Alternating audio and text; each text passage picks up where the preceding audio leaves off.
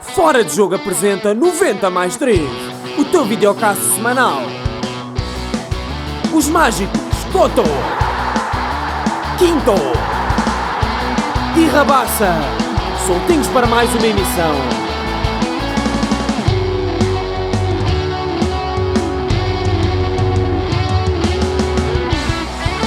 Noventa mais 3. Isto agora tem de mandar um bitite. Bem, vamos começar isto. Olha a coincidência. Há cada coincidência. Por acaso não foi nada, não estava nada planeado. Esta ficar aqui, esta pode ficar aqui. Ou aqui no meio para nos proteger. Para nos guardar. Gostaste ontem do jogo? Gostei. O Diogo foi recorde. 3 penaltis num europeu. Nunca ninguém tinha conseguido, nem o Ricardo. O Ricardo conseguiu 3, mas foi no Mundial. Sim. Em 2006. Mas que faço a formalidade. Acho que sim. Estão aí? Estão. Sejam bem-vindos a mais um episódio de 90 mais 3, o último desta temporada, pelo menos. Eu sou Afonso Couto, estou aqui com o mágico Ricardo Quinteiro, hoje estamos só os dois. Hoje estamos desfalcados para o nosso último episódio. O Zé está a resolver os problemas deste país. Coisas sérias, não é? Não é só defender penaltis, também há que defender a nação. Mas sim, vamos falar um bocadinho do que foi a seleção e despedir-nos aqui em grande desta longa temporada.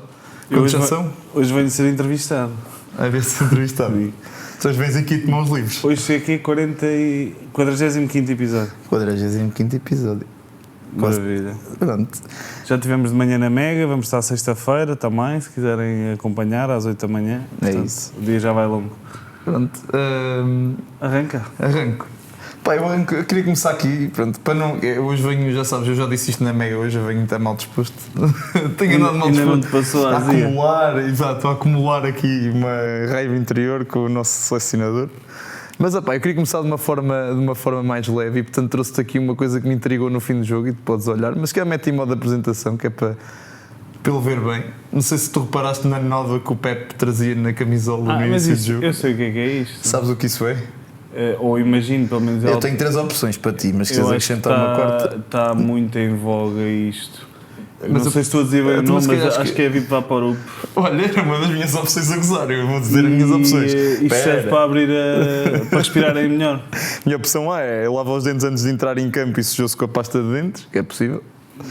Opção 2, e está aqui, eu não combinei nada disto contigo, mete um Vicks Vaporub no peito, depois já sabia que com o Martínez o mais certo era ter de jogar 120 minutos e mais vale prevenir a congestão nasal e a falta de ar.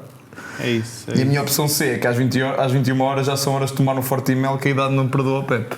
A terceira é gira, mas é a segunda. Eu tenho visto isto também nos jogadores do Real Madrid, sobretudo o Vinícius, vê-se a aplicar isto antes de começar a o jogo. Acertei. E o Neymar também já vi. Pronto, estou a gozar, acertei. Acho que é isso. Não obstante, Pepe jogar quase 120 minutos parece-me absurdo, porque assim, ele não deixa de ser um humano, ainda que não pareça, não deixa de ser um humano e portanto... Portugal supostamente tem opções suficientes no banco para não precisar de submeter o quarentão a 120 minutos ou perto disso. Pronto, eu queria trazer aqui uns números: 34, 42, 45 e 74. Não são os números do Euromilhões. E estrelas.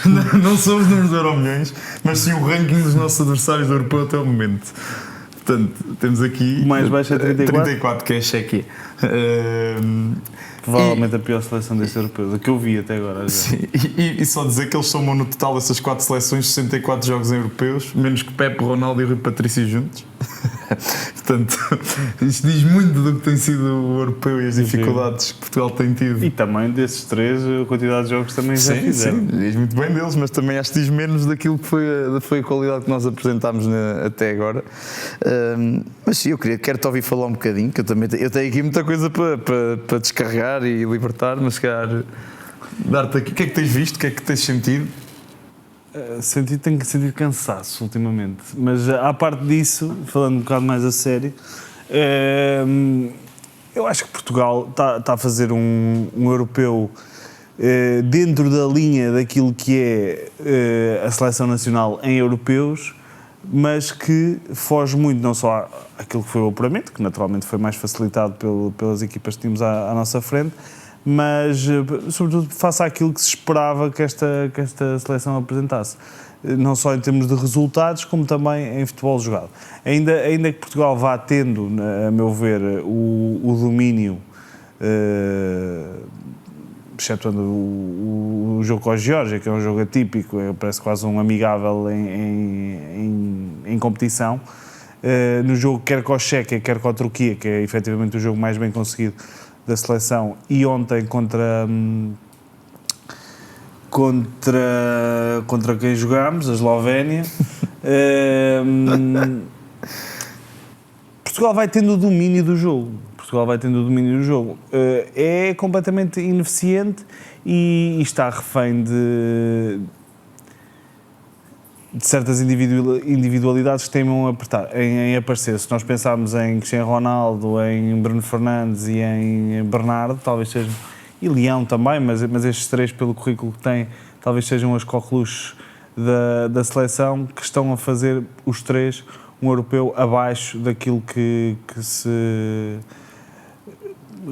eram os prognósticos que tínhamos para eles. E depois também a relutância do treinador, ainda que sejam os três que ontem nos dão para todos os efeitos o apuramento, porque são eles que marcam os 3 penaltis, alguma relutância do treinador em tirá-los, do selecionador em tirá-los.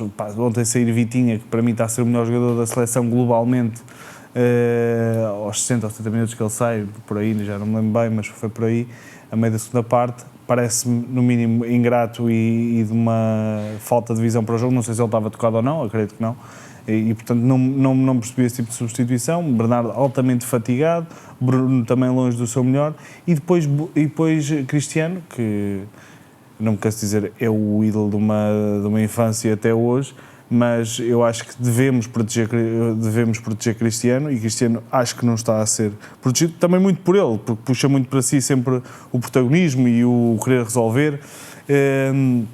Agora é incompreensível, já disse isto hoje de manhã, é incompreensível que Cristiano, um exemplo paradigmático disso são as bolas paradas. Cristiano, há uma bola inclusive sem ângulo nenhum que tenta chutar à baliza e sai muito por fora. Ou seja, Cristiano Ronaldo em 11 fases finais, 6 europeus e 5 mundiais, segundo o que vi ontem, tem 60 livros diretos e só um, curiosamente, com a camisola que eu estou a vestir, num Portugal-Espanha no dia 15 de junho de 2018, na Rússia. Portanto, tendo a seleção também outros batedores especialistas nesse tipo de livro, parece-me que já está na hora de haver pelo menos uma rotatividade para não haver essa pressão toda para o Cristiano. Claro que ele, agora com a França, pode marcar um golão e calar-nos, porque já fez isso N vezes. Mas creio que Cristiano fazer 360 minutos em menos de 15 dias, faz hoje 15 dias que Portugal começou a sua caminhada no Euro 2024, e Cristiano fazer 360 minutos... Mais 30. Não, 360 já com esses, porque ele sai aos 60 na Geórgia. Parece-me francamente exagerado face àquilo que é um jogador de 39 anos e que o queremos o mais fresco possível e a entregar o melhor possível. E o maior exemplo disso é o jogo com a Geórgia, que para mim não fez sentido nenhum Cristiano jogar. Deixa-me só aqui, já que estás a pegar no Ronaldo, também dar aqui, mas aí vamos repetir um bocadinho aquilo que falámos hoje na rádio, mas para mim um momento ontem que para mim marca é o facto dele chorar após falhar um penalti, portanto, ainda com o jogo a decorrer, em que nada estava perdido. Portanto, Ronaldo demonstrou aqui que está frágil psicologicamente. Eu acho que ele em 2022 estava bastante pior. Até se sentia alguma revolta interior e ele passou por um período difícil. Foi Manchester United, foi a questão dos filhos, e obviamente que ele não estava bem, mas agora vê-se que ele continua a ter problemas psicológicos que nunca demonstrou ao longo da carreira, e que o estão claramente a condicionar ele. Portanto, um Ronaldo em condições normais seria o primeiro a levantar-se e a puxar pela equipa e a seguir em frente. Mas depois pronto, o que seguiu foi vermos os colegas a reconfortá-lo. Durante os 15 minutos da segunda parte do prolongamento não existiu, Felizmente conseguiu mostrar e fazer o penalti e felizmente para nós e para ele conseguiu marcar o segundo penalti. Mas lá está, eu acho que eu concordo contigo, é um erro a gestão de Cristiano Ronaldo na seleção, porque depois é isto, ou seja, Ronaldo vem no ano em que, apesar do campeonato onde jogou, marcou mais de 50 golos, foi o jogador com mais golos marcados. Mas também faz 50 e tal jogos, ou seja, chega a este campeonato da Europa muito sobrecarregado. Sim, não, depois de uma época inteira a jogar. Isto para dizer que eu acho que há legítimas pretensões de Ronaldo à titularidade da seleção. Sem dúvida. Não sou tão extremista como alguns comentadores que dizem que Ronaldo devia estar completamente afastado. Para mim, Cristiano continua a ser o pilar da frente de ataque da seleção e deve continuar a ser, sem dúvida nenhuma. Agora, há que saber geri-lo, saber tirar o melhor dele. Esse é o grande problema, porque nem a Federação, nem os selecionadores, se bem que Fernando Santos numa fase final já estava a admitir mudar um bocadinho o estatuto do Cristiano, mas Roberto Martínez não... E passado 2 jogos foi despedido. É isso. E portanto há aqui esta falta de perceber, portanto foi um erro colocá-lo a jogar contra a Geórgia, não faz sentido, que se perpetuou agora com o facto de ter jogado mais 120 minutos, além de que Ramos não recebeu a confiança que devia ter recebido no jogo com a Geórgia para assumir a titularidade e assim poder mostrar que é uma opção. Acho que se precisarmos dele mais à frente, o facto de ele não estar a jogar e de ser, acho que é o 23º jogador menos utilizado da seleção, vai condicionar claramente uma possível utilização e necessidade que tínhamos de ter um jogador como o Ramos.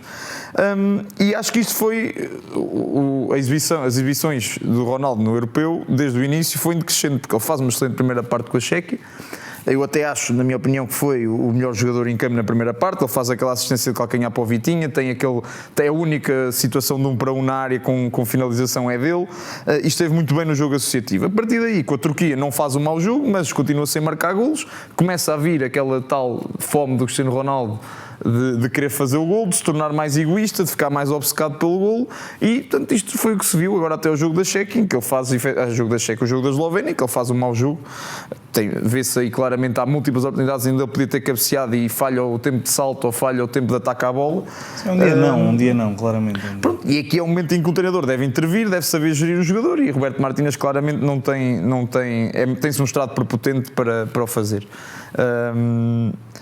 Depois, o que é que eu tinha aqui a falar, e pego já, e depois tu vais-me completar certamente, que é aquilo que eu já tenho vindo a dizer, não só para ti, mas para todos os nossos amigos, e acho que hoje na rádio já tive a oportunidade de dizer, é que nós passámos de ter o Santos o conservador e passámos a ter o Martínez o inventor.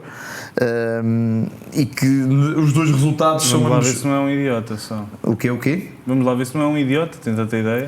Sim, mas eu queria dizer, onde é que eu quero chegar? É que neste momento, em relação a Fernando Santos, por exemplo, há uma grande diferença. Fernando Santos nunca acertava no 11 titular, entrava no Europeu com 11, a meio do Europeu mudava porque estava tudo mal e fazia alterações a meio dos Europeus e de Mundiais.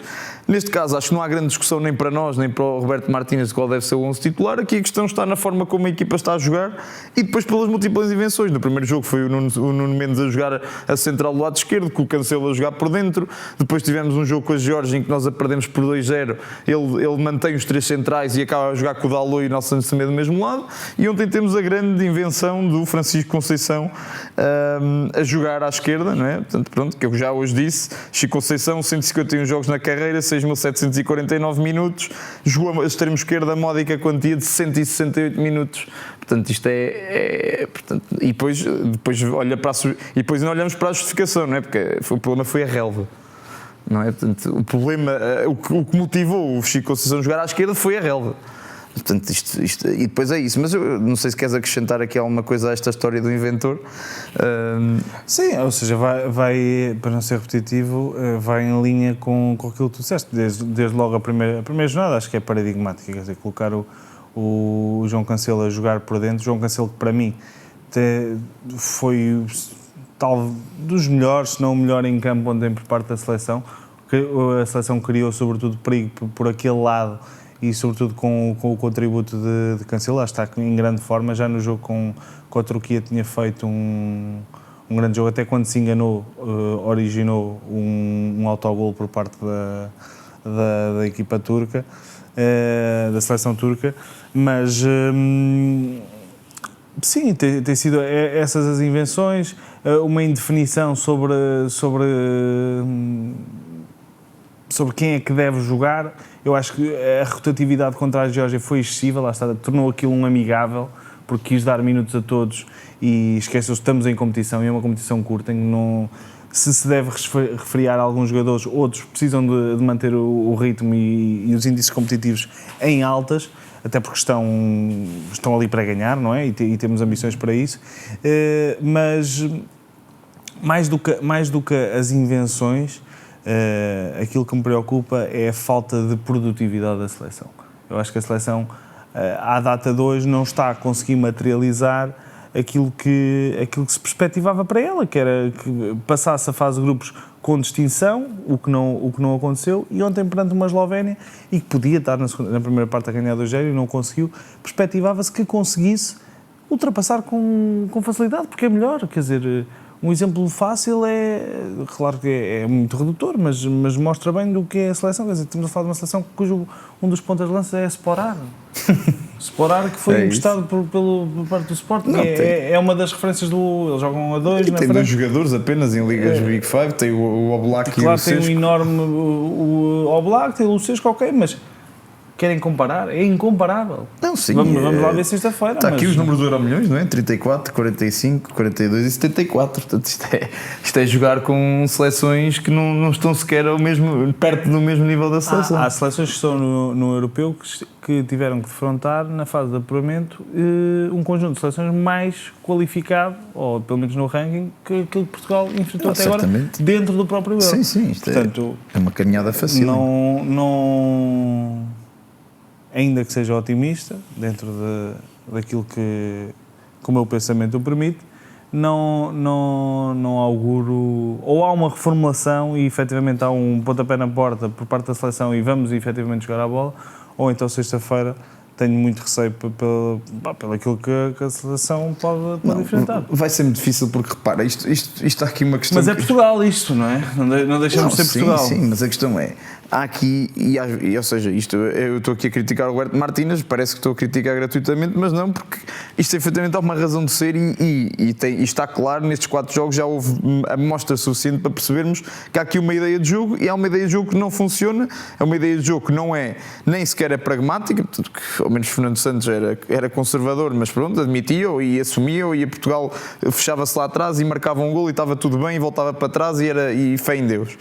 Agora aqui a questão de Roberto Martínez é que tem estes jogadores à sua disposição, acaba por não os colocar confortáveis, há claramente uma ideia de jogo que não é, e como eu já disse, tem mãos curtas para este Ferrari, porque isto é um grande Ferrari, tem muitos jogadores, tem um plantel demasiado amplo e com muitas soluções para se reduzir a 12, 13 jogadores, mas isso também já lá vou mais à frente. É uma ideia de jogo que é pachorrenta, custa ver esta seleção jogar. Ontem foi extremamente gostoso ver, sobretudo a partir da segunda parte, a seleção a jogar, é uma seleção que é demasiado previsível e que permite a adversários como estes, que jogam em bloco baixo, aguentar o máximo tempo possível encostados às cordas, tentar de alguma forma na transição ofensiva surpreender Portugal e depois estender o jogo, agora numa fase eliminar, para um prolongamento que pode dar tudo e pode levar para penaltis onde pode dar para cada lado. E portanto, aqui, e o que eu me queria focar é que os grandes aspectos onde Portugal, e vê-se que a ideia de jogo, e há falhas de ideia de jogo, é precisamente o jogo interior, que não existe. Eu mais à frente já vou ter aí um momentozinho, Pedro Broças, para explorar um bocadinho dessa inexistência de jogo interior. Depois, ou seja, é a tendência para jogar nas alas, para acumular jogadores nas alas. Portugal não tem ritmo, não consegue transitar. E depois são 2 problemas muito óbvios, que é, Portugal a transição ofensiva e a transição defensiva rápida são péssimas. Portugal não consegue montar um contra-ataque em 2, 3 passos, é impossível. Há sempre um jogador que retém a bola e depois com isso tu não consegues fazer uma transição rápida, não consegues explorar o máximo de Rafael Leão, que é nestes momentos do jogo em que ele se destaca. Pode explodir.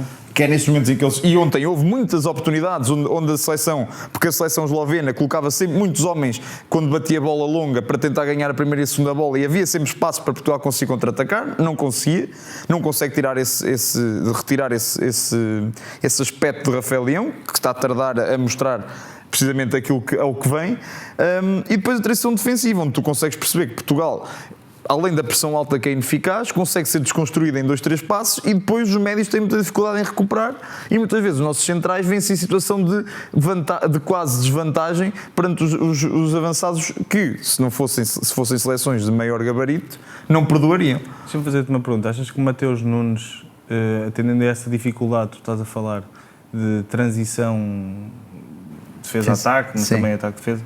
Mas sobretudo a transição ofensiva, achas que Mateus Nunes podia ser uma peça importante neste momento, face às características que tem, que parecem claramente diferenciadas enquanto médio para esse aspecto do jogo? É uma pergunta pertinente agora. Eu acho que para estes jogos, ou seja, Portugal teve mais, ou seja, Portugal teve sempre quase sempre em cima do adversário. Estamos a falar de 60 e tal, 70% de posse de bola. Ou seja, estes momentos também foram poucos, mas deu para perceber dos poucos que houve que havia ineficácia. Ou seja, eu acho que o Mateus Nunes, por exemplo, vou dar um exemplo onde o Mateus Nunes podia ter entrado ontem. Segunda parte de prolongamento, o jogo está completamente partido. E ele, agora, ou seja, havia 4 substituições por fazer até aos 115, aí Mateus Nunes, na segunda parte de prolongamento, poderia ter entrado, assim como o Pedro Neto, podiam ter entrado jogadores com mais verticalidade, que conseguem transportar bola com rapidez, e ele não está a saber aproveitar. O Mateus Nunes, para além de não ter sido convocado inicialmente, vem para substituir um jogador que tinha características completamente opostas, que era Otávio, e portanto parece não contar, portanto, já o deu a entender, mas sim, responder que contra uma França, contra uma Alemanha, contra uma Espanha, sobretudo numa fase do jogo mais adiantada, o Mateus Nunes pode e deve ser essencial para Portugal neste momento de transição.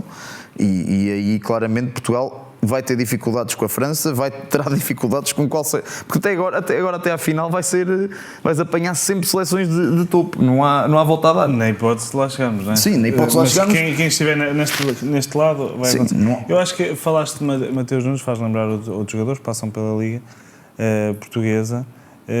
Eu acho que ao longo do ano e sobretudo agora pouco antes da convocatória, via-se muitos adeptos, cada um a defender a sua quintinha, uns pelo Porto, outros pelo Benfica, outros pelo Sporting, naturalmente, e o Sporting foram os mais ouvidos, porque são campeões nacionais e viram muitos portugueses fora do europeu, mas o que eu queria destacar é que eu acho que se tem sentido, poderá ser uma casualidade, mas não me parece, tem-se sentido que jogadores que militam fora do campeonato português têm um andamento e uma resposta ao jogo, pelo menos para já, mais madura, também pelo que muitos dos que lá estão são jovens, não é?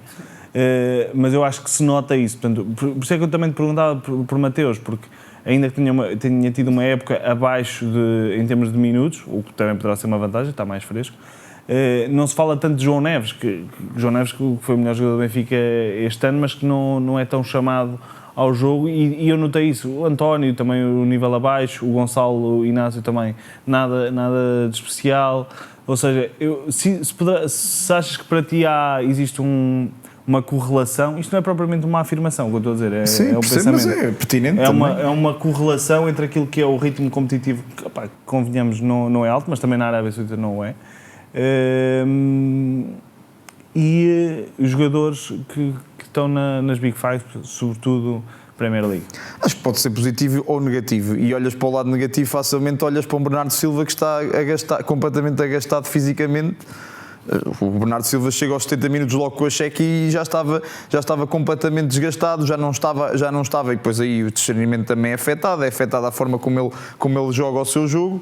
Portanto, acho que por um lado a intensidade desses campeonatos pode fazer com que estes jogadores cheguem a junho e não estejam nas melhores condições. Por outro lado, eu acho que isso pode ser uma verdade, o ritmo competitivo, mas eu acho que temos uma amostra baixa nesta seleção que nos permita retirar essa conclusão, no sentido em que os defesas, António Silva está ligado àquele jogo, obviamente negativamente, é um jogo, se bem que eu acho que toda a crítica que houve à volta de um jogador de 20 anos, 21 anos, é manifestamente exagerada. Também acho, ainda que acho, e também já partilhei isto contigo, eu acho que o António, aqui mais do que a maturidade, é uma questão de mentalidade, ou seja, eu acho que ou de estado anímico, porque eu acho que o António, que já esteve no outro Mundial, há 1 ano e meio, porque foi em dezembro, eu acho que o António Silva há 1 ano e meio estava melhor preparado para uma grande competição do que aquilo que está à data de hoje. Não sei se seria preparado agora. Acho que naquela altura preparado no sentido de forma física, confiança, leitura. Ele nessa altura também estava a viver aquela ilusão de tudo a correr bem, do inesperado, e de que há 4 meses antes era jogador da equipa B ou do Sub-23. Mas o António Silva... Mas isso podia ser prejudicial para ele, não foi? Sim, mas ele viveu um primeiro ano em que ele praticamente não comete erros. Ele se cometeu um erro, grosseiro foi muito, ou seja, as pessoas também, isto causou nas pessoas pronto, ou seja, acharam que este miúdo agora é predestinado, não vai errar, não vai cometer nenhum E erro. acho que não deixa de ser predestinado. Agora, eu acho que aquilo que ele não está a saber lidar, se calhar é que muitas pessoas perspectivaram logo que tínhamos ali um Rubem Dias, ainda que com... Mas o Rubem Dias com a mesma idade, nem sequer jogava. Ainda que com características muito diferentes, e isso nos lembra, o Rubem Dias, mesmo antes de ir para o City, nessa época, antes de ir, cometia-me vários erros. Sim, eu lembro perfeitamente dele. Mas há o fantasma, fora de jogo, autogolos também, sim, aconteceu bastantes vezes. Poderá haver o fantasma mais de ferro, percebes? Está ali, para a opinião pública, eu diria que o António está a meio caminho entre aquilo que ainda pode ser o chegar ao nível de Rubem Dias ou não passar de um flop, como se tem vindo a revelar a carreira do Ferro. Acho que esse poderá ser um problema para ele. Sim, mas a questão é que o António Silva é muito... muito novo, claro. Fazem parte do crescimento, ele tem 21 anos. Mas está a ser convocado para o Campeonato da Europa, portanto tem que corresponder àquilo que é a exigência. Portanto, é normal que seja julgado pela bitola que se criou para ele. Mas aqui quando é normal. Mas o problema é que nós estamos a cair no erro de estar a julgar jogadores individualmente. Porque se fosse assim estava no Sub-21 ou no Europeu qualquer de Sub-21 e não está, mas está nos séniores. Estamos a cair no erro de estar a julgar jogadores individualmente, ou seja, nesse jogo foi o António Silva, ontem é o Ronaldo que foi completamente sacrificado, quando tu vês que há um coletivo que não funciona, há um treinador com ideias... Sim, esse é o problema. Com poucas ideias, e nós temos é que estar a E a defesa do António, quer dizer, no lance em que falha, o penalti é o penalti, mas no primeiro lance há uma falha clara de posicionamento do Danilo, que tem que ser apontada. Mas e aí não há desculpa, porque está a perder 2-0, mas está a perder 2-0, primeiro está a perder 1-0, depois o segundo gol é um bocado mais tarde, mas está a perder 1-0 com uma seleção. Convenhamos, é quase como a Eslovénia, tem um bom guarda-redes, um grande guarda-redes e tem um grande avançado. O resto são jogadores competentes, ok, têm o sistema sólido, mas que não. Vê como a Espanha viu-se a perder 1-0 e espetou-lhes 4. Portanto, e eu já vou falar aqui um bocado da Espanha. E o resultado é enganador. Não há desculpa nenhuma para Portugal não conseguir dar a volta a um resultado destes. Portanto, claro que pronto, agora a crítica que recaiu sobre ele e os colegas apoiaram. E acho que é isso que tem que ser, mas sim, pronto, eu acho que o ritmo competitivo não é, para encerrar essa questão. João Neves, por exemplo, João Neves é lançado com a Geórgia em parelha com o João Palhinha, não faz sentido nenhum, são dois jogadores cujo raio de ação com três centrais, o raio de ação é demasiado semelhante. João Neves está muito habituado a ser o jogador que pega na bola desde trás, não tem tanta propensão para chegar à frente, e Portugal entra em campo com a Geórgia com dois jogadores de cariz mais defensivo e de construção recuada. Portanto, isto não, o treinador quis mudar depois faz rotação na equipa, mas a rotação da equipa tem que ser criteriosa, tem que ser a pensar e a criar rotinas para uma eventual necessidade futura. Tem que ser conjugar jogadores, não é mudar tudo para quê? Ou seja, no sentido em que tu não trouxeste nada de bom a estes jogadores, não trouxeste aos que estavam no banco, não trouxeste aos que ficaram aos que jogaram titulares, aos que ficaram no banco, aos que entraram depois, o Gonçalo Ramos entrou, não tocou na bola. Isto foi uma péssima gestão e tem sido uma péssima gestão do Roberto Martínez, e eu até posso entrar já por aqui, não só tática, mas física. Portanto, as substituições ou percam por tardias ou por insistentes. Logo a começar por ontem, não é? Portanto, que já falámos aqui, Neto e Mateus Nunes podiam perfeitamente ter sido opções muito mais cedo. Fazer uma substituição aos 117 minutos é o Rubén Neves e Nelson. Sim, ou seja, tem 6 substituições, com o prolongamento tem 6 substituições, ele faz as últimas 2, portanto, ainda lhe sobram 2 e não as faz. E depois isto é muito curioso, porque para alguém que dizia há uns meses que observava 85 jogadores, nós falámos disso aqui, observava 85 jogadores, estava atentos a todos e mesmo assim manteve o grupo fechado no caminho para o europeu, agora parece que tem 26 convocados, mas só olha para 13. Portanto, que género de discurso é este para fora, que parece um discurso de arco-íris e eu vejo toda a gente e toda a gente tem um lugar, parece quase a ópera nos Estados Unidos que dá tudo a toda a gente, eu dou-te um lugar, eu dou-te um lugar, eu dou-te um lugar, mas depois o lugar é sempre para os mesmos e mesmo os que lá estão não jogam e não são opção e estão longe de o ser. Portanto, isto para mim não faz grande sentido e é um discurso completamente vazio e que se comprova depois por isto, não é? É isso, toma um lugar e não tens lugar. Sim, é muito por isso. Por exemplo, Diogo Jota, e depois as posições, Diogo Jota, por exemplo, já entrou em vários jogos, entrou mais de meia hora. O Diogo Jota anda completamente perdido em campo. Não se sabe bem que função é que o Diogo Jota está a desempenhar, anda ali a circundar o Ronaldo, parece que anda à volta do largo dos tubarões. Ontem ainda cava o penalti, mas enfim. Mas é uma jogada uma jogada individual. Sim. O Félix não conta, portanto, ou seja, jogadores que podiam trabalhar muito bem esta entrelinha, e Portugal não tem jogo interior, não há aproveitamento nenhum destes jogadores. Pá, eu acho que Roberto Martínez teve 1 ano e meio para preparar isto e chegou aqui e decidiu inventar. Portanto, é o inventor. Nós devíamos ser os Da Vinci. Eu hoje disse isto. Nós devíamos ser os Da Vinci, porque isto é uma cambada de invenções que não nos levam a lado nenhum. Gosto. Eu só queria pegar, eu acho que Martínez até começa a ter muitas parecenças com o Schmidt, não só na forma como substitui mal e tardiamente, mas também no discurso. Portanto, eu quero só tirar aqui, eu estive a ver ontem uma delas, à pergunta, frente a um bloco tão baixo, Portugal teve um jogo demasiado previsível, qual foi a resposta de Roberto Martínez? Foi previsível porque não marcámos, porque se tivéssemos marcado os primeiros 20 minutos já não era. Isso também parece um bocado de gajo de Alfama. Não, é isso, se a minha avó tivesse rodas eram caminhões, já dizia o grande Paulo Bento. Portanto, isto não tem cabimento nenhum. Portanto, bom dia, não fosse. É que depois é isso. Se me tivéssemos marcado nos primeiros 20 minutos, nos primeiros 20 minutos não criou nada, não percebo. E depois, tem aqui uma muito gira também, que foi. Tivemos muita bola, foi muito difícil, foi uma oportunidade de mostrarmos a nossa paixão, que a equipa pode ir com tudo e mesmo assim ganhar. Ele fala de paixão, mas este jogo ilustra bem um dos mais frequentes motivos do fim de uma relação, que é a monotonia. Portanto, este tipo, paixão, não houve paixão nenhuma dos jogadores, não havia sequer, nem é que às vezes eu disse que os jogadores jogam com o coração, não é? Que aquela já nem tem discernimento, mas não tem nem isso, os jogadores estavam completamente apáticos e... Serenos, não diria apáticos, sim, mas serenos, para um jogo que podia ter corrido muito mal. E eu acho que mostrou a união e mostrou o grupo e essas coisas do coração, pois, em torno do nosso capitão quando começou a chorar. Aí sim acho que deu para ver o grupo, parece-me, ainda que o primeiro a ir abraçá-lo, como ainda hoje colocámos na nossa página, os outros ignoram um bocado foi o Rubén Dias, que era... A seguir a Diogo Costa era o jogador mais distante do Ronaldo e foi o primeiro a ir abraçá-lo e bem, mostra que é... Mas o Rubén estamos habituados a ver... Sim, é um líder de nato desde a formação no Benfica. Basta ver quando sofremos um golo, Rubén inevitavelmente é o primeiro a ir buscar a bola à rede e a ir para lá ao meio campo. E depois só queria mais uma frase que é muito interessante, além do estado da relva que motivou a substituição de Vitinha, que era o jogador com mais critério e que tem sido o jogador que mais vontade tem de jogar por dentro, com mais futebol. Sim, com mais futebol, mais discernimento. Acho que a palavra é essa, sim, com mais futebol. Ele depois de sair a seleção ainda ficou pior, mas ele diz isto: tive de tirar a Vitinha porque não podíamos utilizar os padrões que tínhamos no jogo anterior. E a minha questão é, mas que padrões? Na hipótese dos termos, quais eram? Não existia, e o pouco que existia ele tirou, portanto, e tentei arriscar com os jogadores ofensivos, como aconteceu com o Diogo Jota. Pá, eu não percebo. E depois ainda tem esta que é, ok, Ruben Neves entrou porque era um bom batedor de penaltis e no geral usar a energia do Nelson Semedo para 3 minutos para dar ambiente, só faltava dizer que meteu o Nelson para dar ambiente. Não, o discurso dele, isto faz-me lembrar, faz-me lembrar muito, há aqui muitos traços que são semelhantes a Schmidt e o discurso é um deles.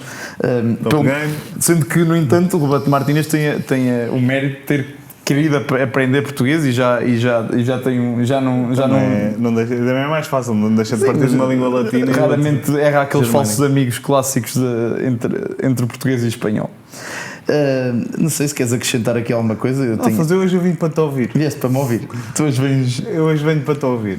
Não, mas eu agora só queria, porque eu queria comparar-nos com a Espanha, e quero entrar aqui no momento, o último da época também que é o momento de Pedro Boças, já tivemos aqui alguns. Isto é tranquilo? É só imagens, não tenho vídeos. Não quero que nos corte o último episódio, não é? Mas pronto, é assim, o que é que eu trouxe? Trouxe a Espanha, porque a Espanha é efetivamente uma das melhores seleções a jogar neste europeu e mostra aqui uma grande diferença para Portugal, porque vê-se que o treinador de Espanha tem ideias, sabe os jogadores com quem contar, sabe como utilizá-los e isso está a fazer de Espanha uma das melhores, se não a melhor seleção a jogar futebol no campeonato europeu, ainda que não tenha no papel e nas individualidades os melhores jogadores. E eu começava, e porque é que eu acho que Portugal devia olhar, e Roberto Martínez devia olhar um bocadinho para aquilo que a Espanha faz, até porque a Espanha joga com a Geórgia, depois nós temos jogado contra eles, e a Geórgia fez exatamente o jogo que fez contra Portugal. E a Espanha organiza-se exatamente como Portugal se tem organizado, num 4-3-3. A única pequena diferença que eu encontro na Espanha é o facto de ter 2 extremos puros, ao contrário de Portugal, mas ainda assim os seus laterais são menos ofensivos que os nossos, portanto acaba por balançar aqui uma questão. Mas Mas começava aqui pela organização ofensiva da Espanha, neste 4-3-3, e é o exemplo daquilo que Portugal devia fazer, sobretudo em nível de jogo interior. Neste primeiro momento, podemos ver como é que a Espanha se organiza ofensivamente, de forma a poder ter várias opções no jogo interior. E tu consegues ver, até o Cucurella joga por dentro, para poder dar várias opções pelo meio e conseguir que a equipa tenha duas opções. Tu aqui consegues ver, tem duas opções, ou pode jogar por fora, onde tem aqui o Williams Corena, aberto. mais numa lógica de condicionar a interação creio eu, do trinco ali da equipa. Mas a equipa tem duas opções, ou joga por dentro ou joga por fora. E é exatamente aquilo que tem os extremos abertos e o médio e o lateral do lado da bola a povoar a segunda linha e a interlinha adversária, o que obriga o adversário a fechar. O que é que acontece nesta jogada? A bola vai rapidamente, não para o Williams, mas para o extremo do lado contrário. E aqui o que é que acontece? E aqui é a grande diferença para Portugal. Porque aqui a defesa georgiana é obrigada a fechar no extremo e ao ajustar surge uma oportunidade de jogar por dentro. E quem aparece é Pedri. E Pedri desempenha um papel que Bruno Fernandes devia desempenhar na seleção portuguesa e não desempenha, que é este papel de aparecer entre linhas e ser o jogador que fura entre as duas linhas do adversário. Portanto, aqui temos o primeiro momento. Depois, num segundo momento, como desconstruir rapidamente esta linha em 2 ou 3 toques? Portugal não consegue fazê-lo. Portugal, já sabemos que, como eu disse, afunila o jogo nas laterais. Aqui temos a bola na lateral e vamos ver como rapidamente se desconstrói a linha. O interior direito aproxima-se do lateral e do extremo. Ali está. E quem é que vai aparecer rapidamente para surgir como uma opção de passe? É Rodri. O médio defensivo entra no meio da linha defensiva e agora repara, num toque, a bola sai de Rodri para Ruiz, que está ali já pronto para entrar numa situação de finalização, e rapidamente a bola roda, vem para Ruiz e surge para Williams, que está do outro lado em 2, 3 toques, pronto a criar uma situação de finalização. Isto na seleção portuguesa nunca acontece. Nunca acontece, a circulação é demasiado lenta. Depois, outra situação, podes passar aí para o outro lado. Portanto, a importância das peças estarem bem colocadas é muito importante. E agora lá está, mais uma vez, a bola está no médio, roda para o outro lado. E é aqui o papel da bola circular de um lado para o outro e dos dois interiores, e ver como os dois interiores se aproximam. Isto nunca acontece em Portugal. O Pedri e o Ruiz, e vê a bola onde sai. A bola sai no Pedri, mais uma vez a receber entre os adversários, e consegue de calcanhar descobrir depois Ruiz sozinho na entrada da área, que até define mal porque tinha muitos jogadores para conseguir jogar. No Rodri outra vez. Mas vê, Portugal contra a Geórgia não foi capaz em momento algum, com a Chequia não foi capaz, e ontem não foi capaz de tomar este tipo de decisões. Portanto, eu aqui só depois passar aqui mais umas imagens só de Pedri, da forma como Pedri sempre entre linhas, vê ali, Pedri no meio, mais uma vez Pedri entre linhas, sempre disposto a receber, algo que nunca vimos com Bruno Fernandes.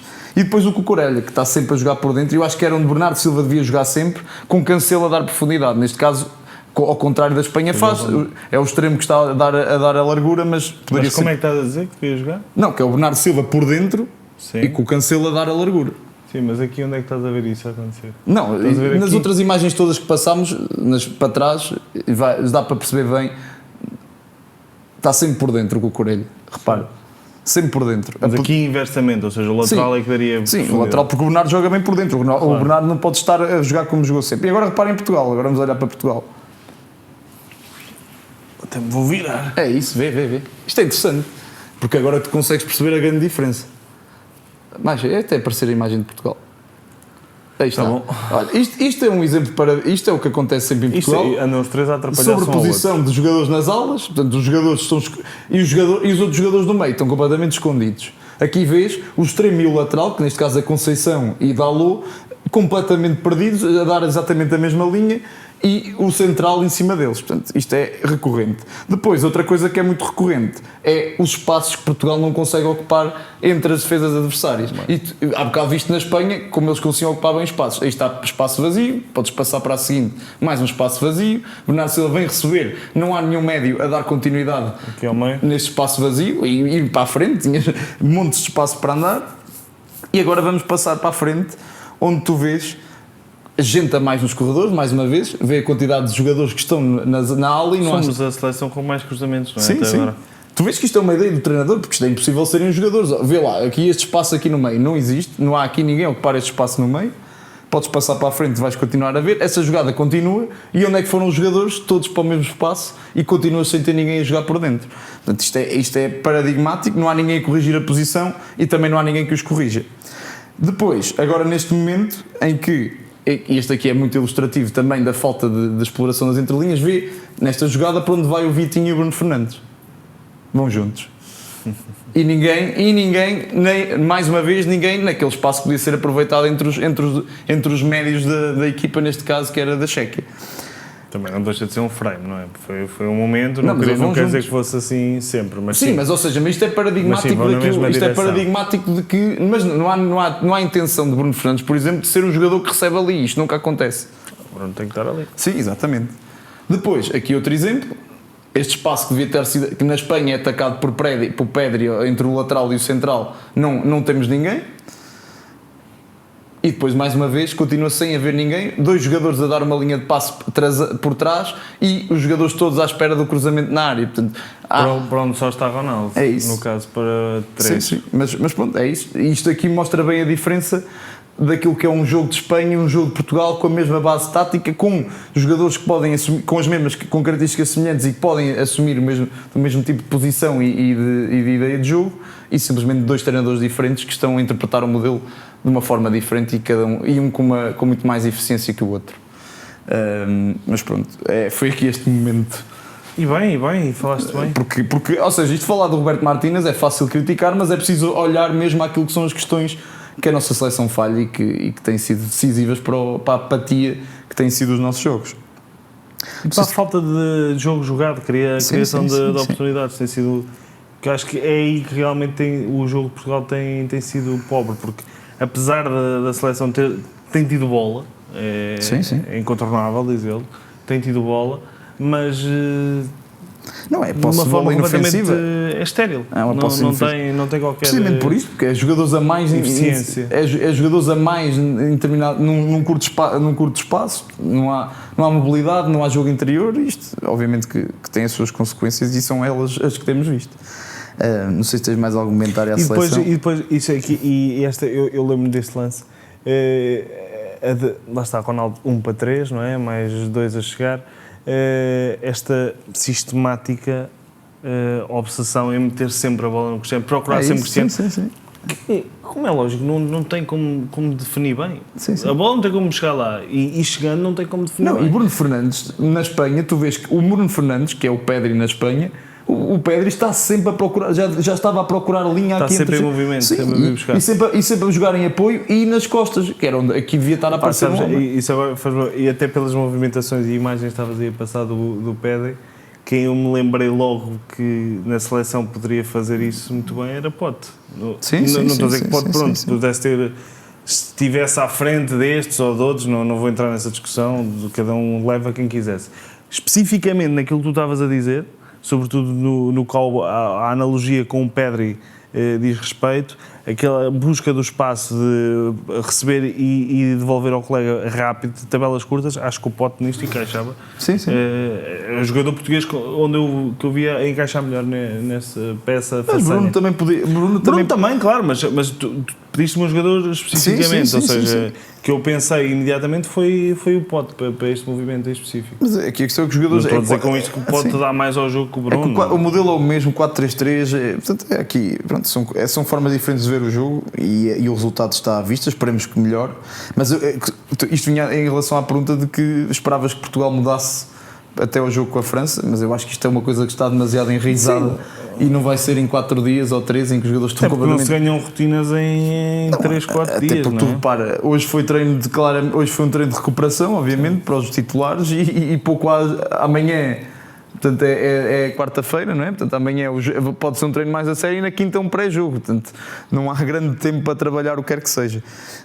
E lá está, e falando um bocadinho da França, a França também não tem sido ainda não convenceu. É também como Portugal e a par da Inglaterra, as seleções que no papel são mais fortes, mas estas 3 na prática têm sido muito inferiores àquilo que podem dar. A França eu acho que tem uma nuance que Portugal não tem. A França defende muito bem. A França tem conseguido evitar, apesar de na frente os jogadores estarem desinspirados, aliás, 3 golos de França no Europeu, um de penalti e 2 autogolos. diz muito da desinspiração das individualidades da frente, mas defensivamente é uma seleção que está muito sólida. O quarteto defensivo é muito forte. Teo Hernandes, Saliba, Upamecano e Condé estão a dar uma grande resposta, em conjunto funcionam muito bem, e acho que vamos ter grandes dificuldades com a França, sobretudo nesta transição rápida. Nós somos... Kanté também a fazer um grande Euro, também Sim, uma nota para Kanté, muito que já positivo. se estava como quase perdido para o futebol, no que a alta roda dizia respeito, e está a mostrar mais uma vez que continua a ser um dos melhores médios do mundo, sem dúvida. Sim, eu acho que nós temos que, Portugal tem que estar muito atento e proteger muito bem as costas do Pep. Os laterais vão ter que estar muito mais em sentido em termos defensivos. Preocupa-me a velocidade, ainda para mais com 120 minutos quase jogados em 3 dias antes, ou 4, e vimos já a velocidade de Pep a dar de si em 2 momentos neste jogo. Preocupa-me, sobretudo com o Mbappé a cair do lado dele, porque o Mbappé vai cair do lado dele à partida. Quer dizer, não porque agora o Pep tem jogado à esquerda, mas não obstante poderá cair. Preocupa-me essa exploração do espaço que poderá existir por parte da França nesse momento específico do jogo. Não, assim, essa é a preocupação com o Pep.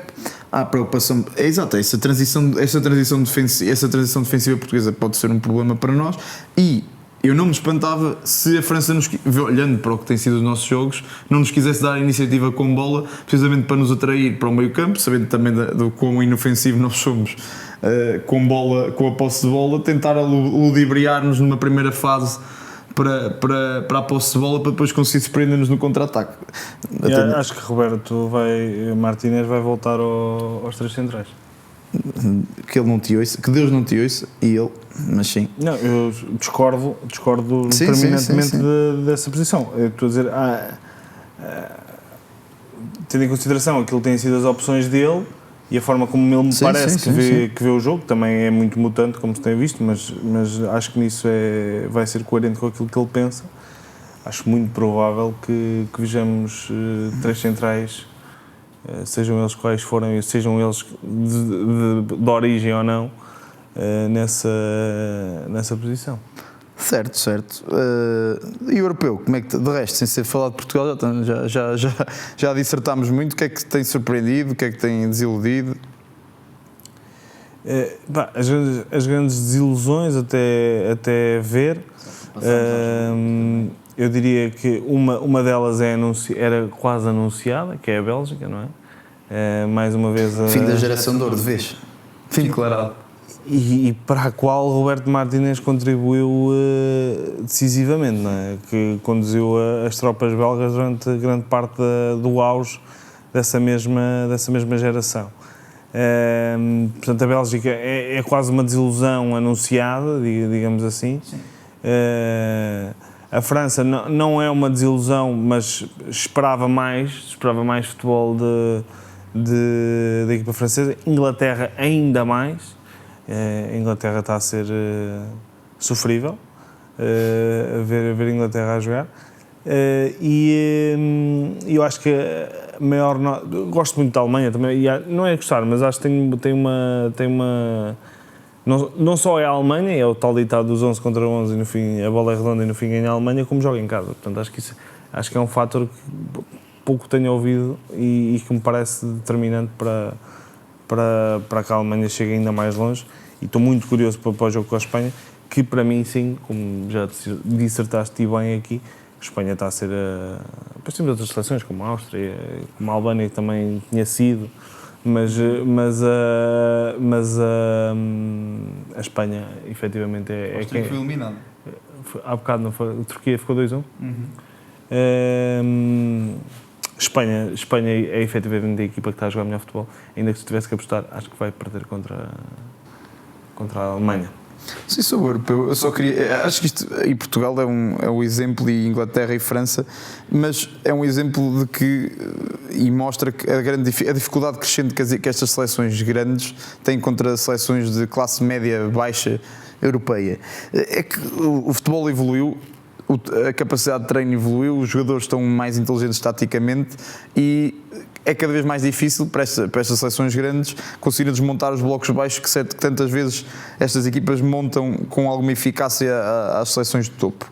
E portanto isto leva-me a refletir uma coisa, que já é preciso mais do que ter um selecionador clássico nestas seleções. Aquele selecionador que é um motivador, que é um agregador e que simplesmente mete as peças em campo e elas sozinhas vão resolver. É preciso ter uma ideia de jogo mais definida e não lançar só um conjunto de nomes para dentro de campo e, portanto, esperar que eles resolvam sozinhos.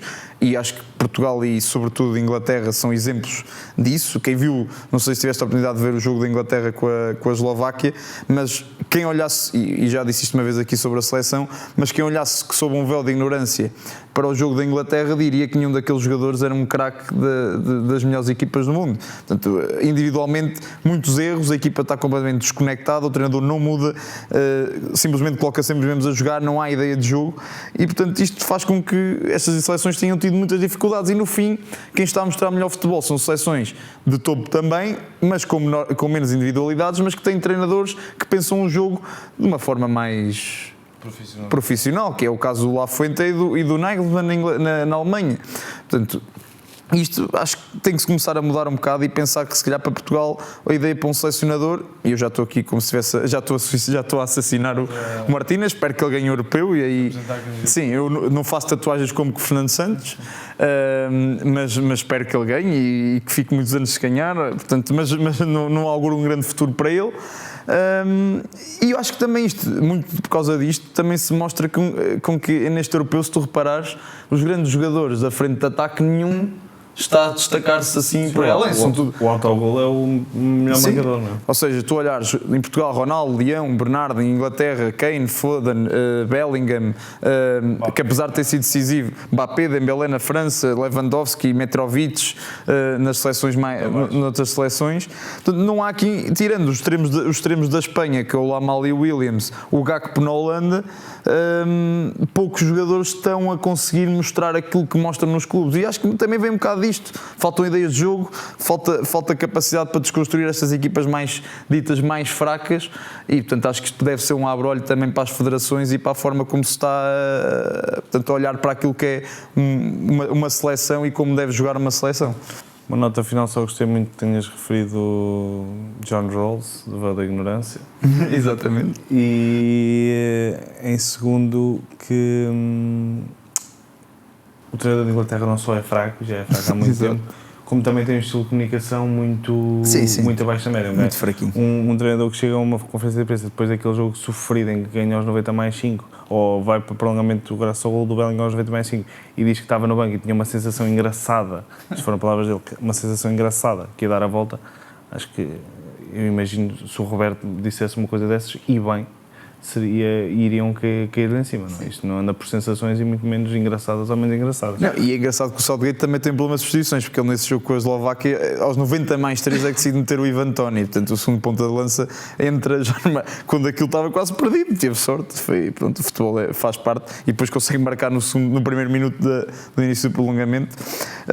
Mas pronto, eu só queria deixar aqui o meu 11 para acabar e para encerrarmos.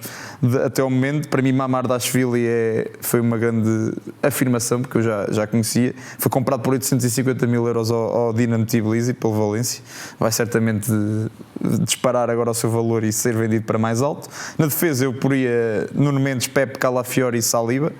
Eu meto o Pepe porque tem sido sublime, à exceção do erro de ontem, mas mesmo no jogo de ontem não perde um duelo, é impressionante.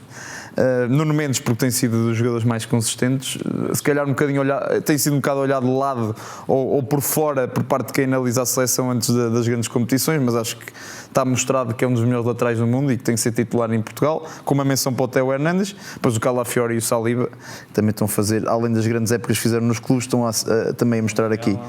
No meio campo, Kroos, Fabiano Ruiz e Musiala. Acho que, pronto, há pouco a dizer, menção para Kanté.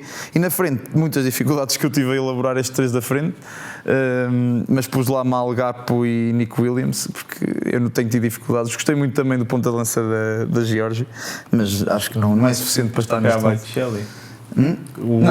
Claro, é o Miki, o que está no topo dos marcadores com 3 golos. Eu sei que ias pôr o Kvaratskhelia a extremo esquerdo.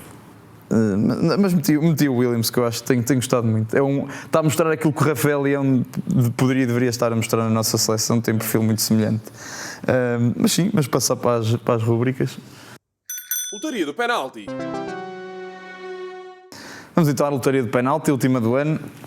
Agradecer a Kelly com 35 que nos acompanhou ao longo deste longo ano, desta longa temporada. Vamos falar um bocadinho, hoje não está cá o nosso set também para recordarmos, mas o que é que tu destacarias este ano, além da picanha que comemos aqui, que para mim foi um momento muito alto deste ano. Duarte, gostaste da picanha? Um mel. Duarte, que atenção, não sei se já tínhamos falado disto aqui, se tinha dado os meus pésames pela descida do Portimonense. Já, mas não quero mais. Para o ano estamos lá, nós para o ano vamos lá gravar um episódio em Portimonense. O Portimonense vai subir divisão, eu acredito em ti. Deus queira. Eu acredito em ti e no meu agenciado Eli Varela. Vai ficar? À partida vai. Eles não vendem, não querem vender. Já houve aí interesses, mas que foram rejeitados. Para o ano. E no Relvas. Pronto, para o ano estamos lá. Relvas? Isso era bom para o Martínez. Relvas ele gosta. Eu tinha um contínuo na minha escola que era o Sr. Relvas. E isto é a nossa última lotaria de penalti. Já morreu, entretanto. Tinha uma carrinha Volvo. Muito obrigado. Mas o que é que Isso tem desta a ver. temporada? Falando sobre esta temporada, foi um gosto, não é? Estar aqui com vocês. Infelizmente o Zé, como eu já disse, hoje também não veio, teve de manhã, está a ter um dia terrível de trabalho, mas foi um gosto estar aqui convosco.